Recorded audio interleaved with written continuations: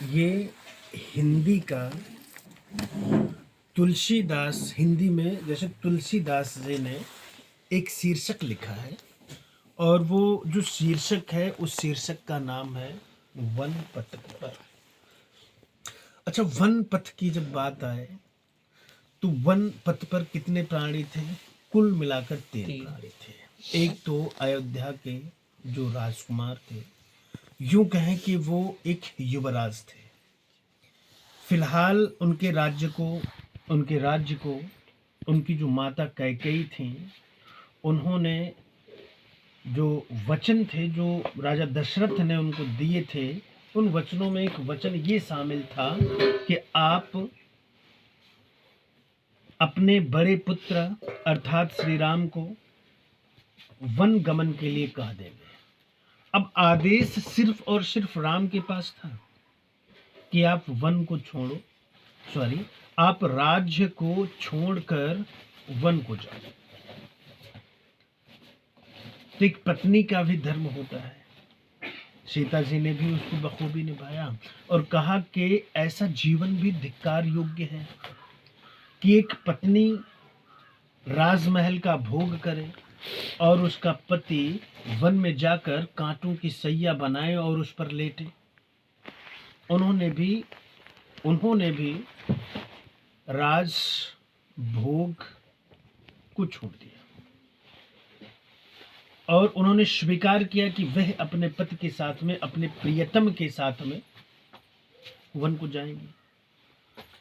अब असीम प्रेम है भाई भाई के बीच में, राम और लक्ष्मण के बीच में असीम प्रेम है और उस असीम प्रेम में लक्ष्मण ने भी ये सौगंध खा ली कि मेरा बड़ा भाई जंगल जाए, वहां रहे और मैं इस राज्य में रहूं, राजमहल में रहूं और राजमहल में रहते हुए राजसी चीजों का उपभोग करूं, तो ऐसे जीवन पर धिक्कार है। उन्होंने भी राजमहल का त्याग किया और अपने भाई के साथ हो लिया। तीनों लोग, राम जी, सीता जी और लक्ष्मण, तीनों लोगों ने राज्य का त्याग किया और त्याग करके जंगल की ओर बढ़ रहे थे।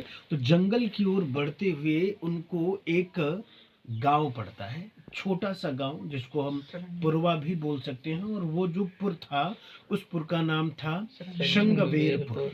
क्या नाम था? शंगवेरपुर नाम था। तो यहाँ पर ये दिया गया एक पैराग्राफ, पुर ते निकसी रघुवीर वधु, धर धीर दये मग में डग द्वय, झलकी भरि भाल कनी जल की, पुट सूख गए मधुरा धरवय, फिर बूझती हैं चलनो अब केतिक, परण कुटी करिहों कित है, तिय की लखी आतुरता पिय की, अखियां अति चारु चली जा।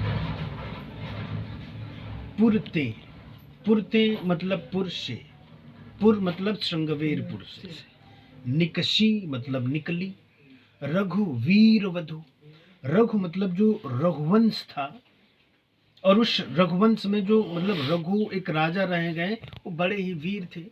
तो रघुकुल की जो वधु थी, जो बहू थी, अर्थात सीता जी, वह शंगवेरपुर से निकली।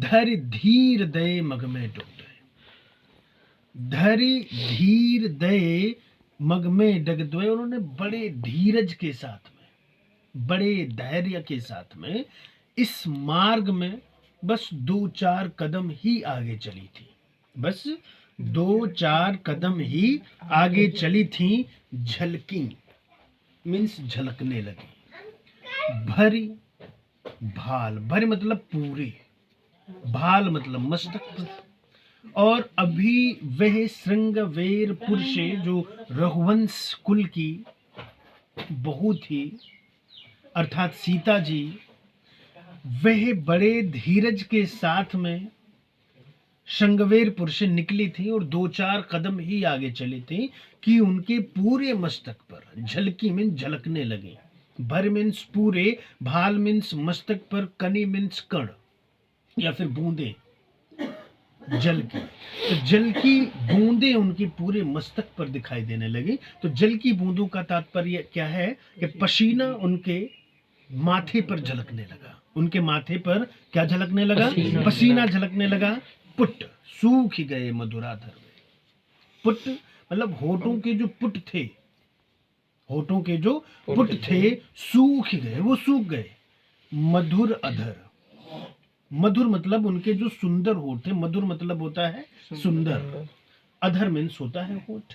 तो सीता जी के जो सुंदर होठ थे और होठों के जो पुट थे वो पुट सूख गए। अब सूखने का तात्पर्य ये है कि इनको प्यास लगी होगी। सूखने का मतलब क्या है? प्यास लगी। और वैसे भी गर्मियों में, गर्मी के महीनों में तो पुट तो सूख ही जाते हैं, होठ तो सूख ही जाते हैं। तो सीता जी के जो होठ थे वो खूबसूरत होठ, होठों के जो पुट थे वो सूख गए। फिर बूझत है। अच्छा, अब ये चूंकि इनके पति जी भी साथ ही में थे, इनके जो प्रियतम थे अर्थात जो राम जी थे वो साथ ही थे। फिर बूझत हैं, फिर मतलब तब, बूझत मतलब पूछती हैं। चलनो अब केतिक, बड़ी अधीरता है सीता जी के अंदर, परेशान है बहुत। और उस अधीरता में श्री राम से वे पूछ ही लेती हैं कि चलनो अब केतिक। चलनो मीन्स चलना, अब मीन्स अब, केतिक मीन्स कितना। अरे ये तो बता दो कि अभी और कितना चलना है। एक पत्नी ने अपने पति से पूछा, तो अभी और कितना चलना है? पर्ण कुटी, ये जो तुम पत्तों की कुटी बनाने का बार बार बात कर रहे हो, करिहो कित है। पर्ण कुटी करिहो कित है। कित मीन्स कहाँ, कहाँ पर बनाओगे? ये जो पत्तों की कुटी बनाने की बातचीत चल रही है कि हम लोग पत्तों की कुटी बनाएंगे, उसमें रहेंगे, ये पत्तों की कुटी आप कहाँ पर बनाएंगे? अभी और कितना चलना है? बड़ी अधीरता के साथ में सीता जी ने पूछा। तीय की लख, तीय मीन्स होता है पत्नी, की लख, लख मीन्स देख कर आतुरता, आतुरता मीन्स होता है व्याकुलता।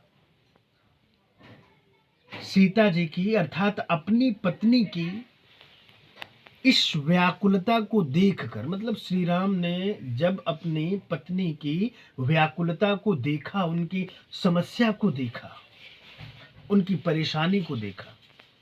पिय की, पिय मतलब जो प्रियतम थे, अखियां अति चारु चली झलत भय। चारु मीन्स होता है सुंदर। तो श्री राम जी जिनकी आंखें बड़ी सुंदर थी, खूबसूरत थी, उन आंखों से आंसू आ गए, उन आंखों से आंसू आ गए। पत्नी की ऐसी व्याकुलता को देखकर, पत्नी को की ऐसी व्याकुलता को देखकर श्री राम की आंखों में आंसू आ गए। मतलब वो इस बात से द्रवित हो गए कि मैंने विवाह किया, शपथ खाई, सौगंध ली